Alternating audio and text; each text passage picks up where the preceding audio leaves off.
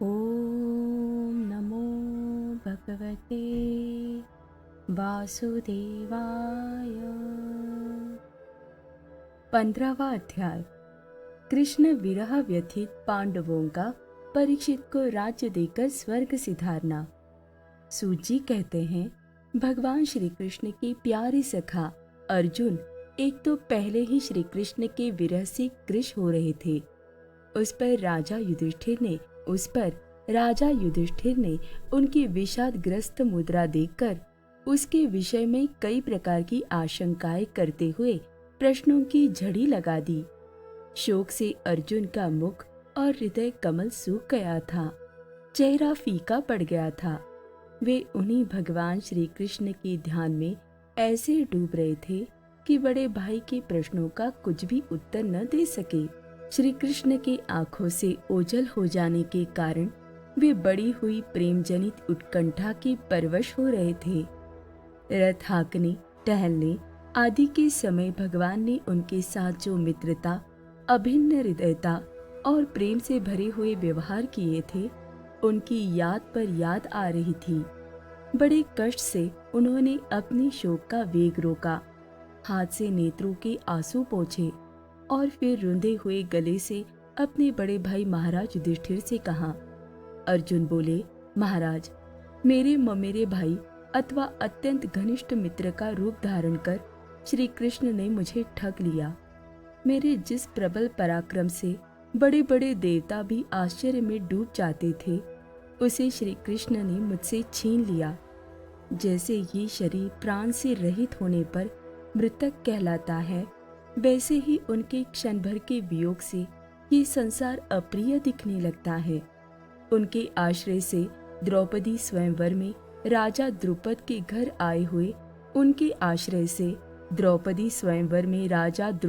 घर आए हुए कामोन्मत्त राजाओं का तेज मैंने हरण कर लिया।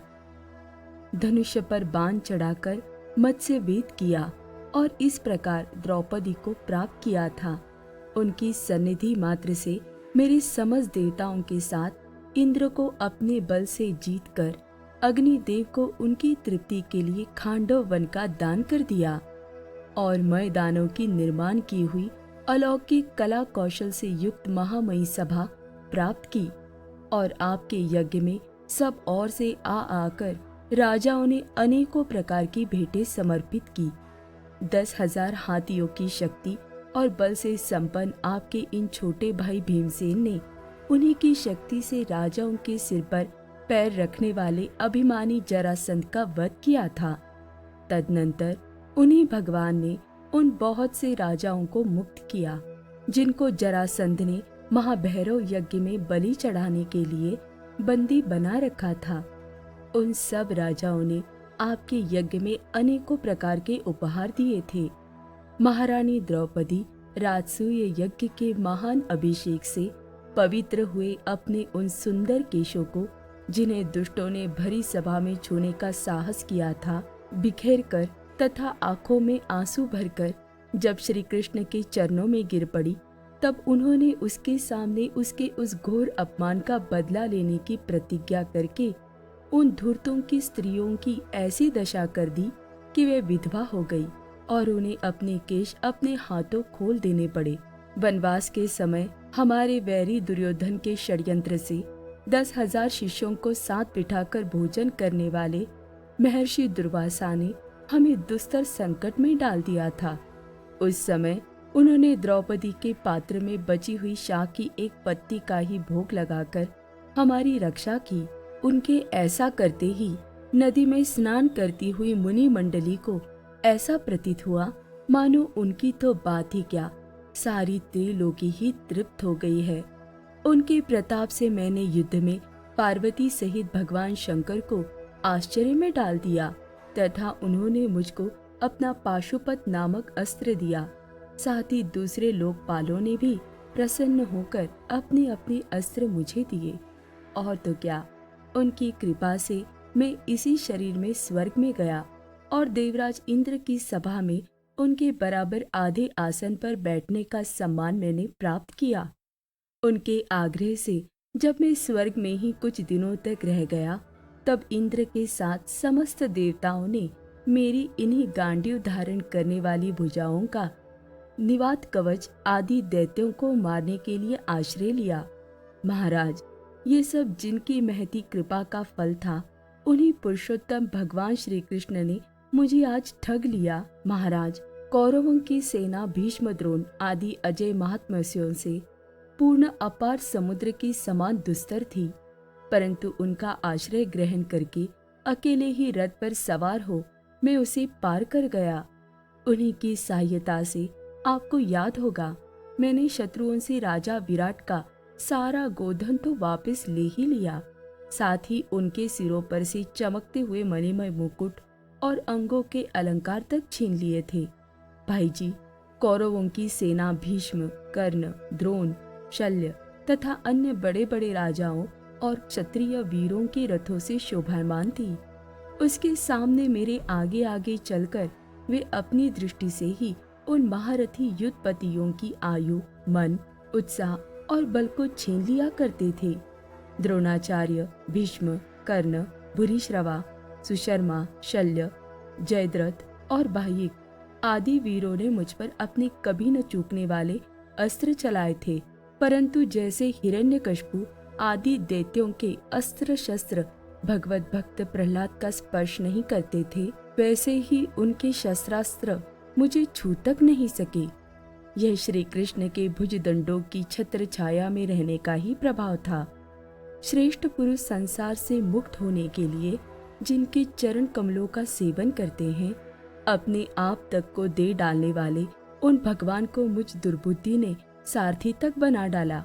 आहा, जिस समय मेरे घोड़े थक गए थे और मैं रथ से उतरकर पृथ्वी पर खड़ा था, उस समय बड़े बड़े महारथी शत्रु भी मुझ पर प्रहार न कर सके, क्योंकि श्री कृष्ण के प्रभाव से उनकी बुद्धि मारी गई थी।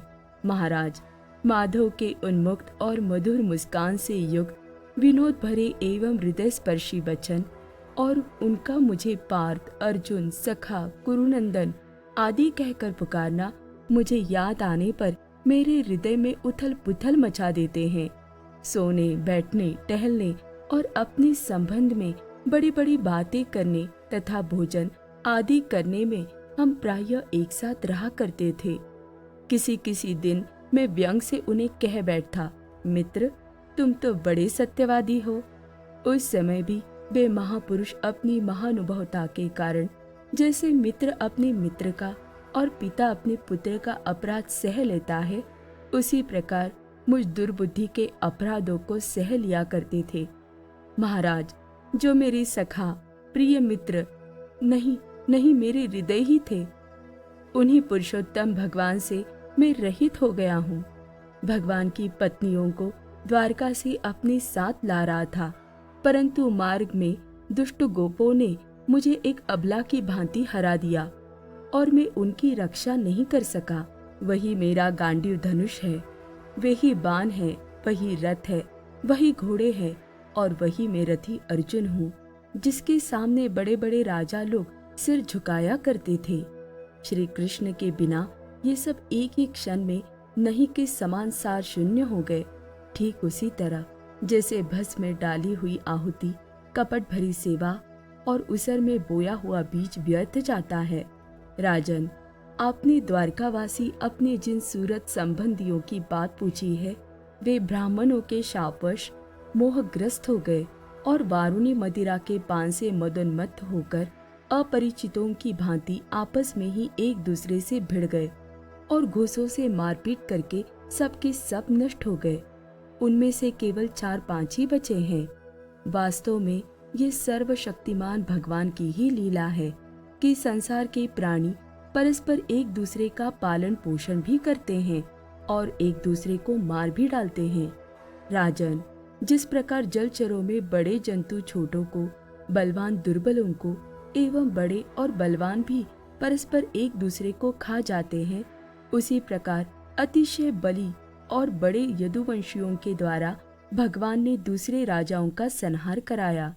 तत्पश्चात यदुवंशियों के द्वारा ही एक से दूसरे यदुवंशी का नाश करा के पूर्ण रूप से पृथ्वी का भार उतार दिया।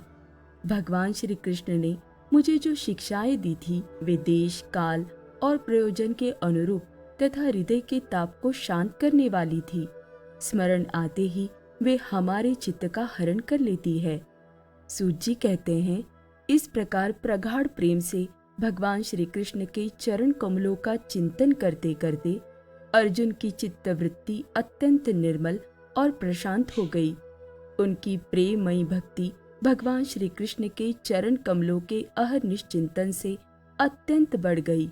भक्ति के वेग ने उनके हृदय को मथ कर उसमें से सारे विकारों को बाहर निकाल दिया। उन्हें युद्ध के प्रारंभ में भगवान के द्वारा उपदेश किया हुआ गीता ज्ञान पुनः स्मरण हो आया, जिसकी काल के व्यवधान और कर्मों के विस्तार के कारण प्रमादवश कुछ दिनों के लिए विस्मृति हो गई थी। ब्रह्म ज्ञान की प्राप्ति से माया का आवरण भंग होकर गुणातीत अवस्था प्राप्त हो गई। द्वैत का संशय निवृत्त हो गया। सूक्ष्म शरीर भंग हुआ। वे शोक एवं जन्म मृत्यु के चक्र से सर्वथा मुक्त हो गए। भगवान के स्वधाम गमन और यदुवंश के संहार का वृत्तांत सुनकर निश्चल मति युधिष्ठिर ने स्वर्गारोहण का निश्चय किया। कुंती ने भी अर्जुन के मुख से यदुवंशियों के नाश और भगवान के स्वधाम गमन की बात सुनकर अनन्य भक्ति से अपने हृदय को भगवान श्री कृष्ण में लगा दिया और सदा के लिए इस जन्म मृत्यु रूप संसार से अपना मुंह मोड़ लिया। भगवान श्री कृष्ण ने लोक दृष्टि में जिस यादव शरीर से पृथ्वी का भार उतारा था, उसका वैसे ही परित्याग कर दिया, जैसे कोई कांटे से कांटा निकालकर फिर दोनों को फेंक दे। भगवान की दृष्टि में दोनों ही समान थे। जैसे वे नट के समान मत्स्यादि रूप धारण करते हैं और फिर उनका त्याग कर देते हैं, वैसे ही उन्होंने जिस यादव शरीर से पृथ्वी का भार दूर किया था, उसे त्याग भी दिया। जिनकी मधुर लीलाएं श्रवण करने योग्य है, उन भगवान श्री कृष्ण ने जब अपने मनुष्य के से शरीर से इस पृथ्वी का परित्याग कर दिया, उसी दिन विचारहीन लोगों को अधर्म में फंसाने वाला कलयुग आधम का। महाराज युधिष्ठिर से कलयुग का फैलना छिपा न रहा।